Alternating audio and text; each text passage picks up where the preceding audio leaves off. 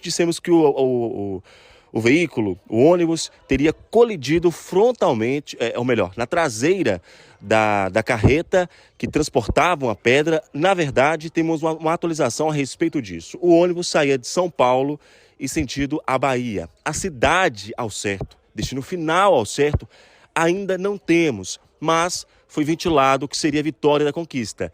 Essa informação ainda precisamos confirmar junto à própria empresa. É um ônibus da Entran, da empresa Entran, que veio de São Paulo com sentido à Bahia, sentido nordeste brasileiro.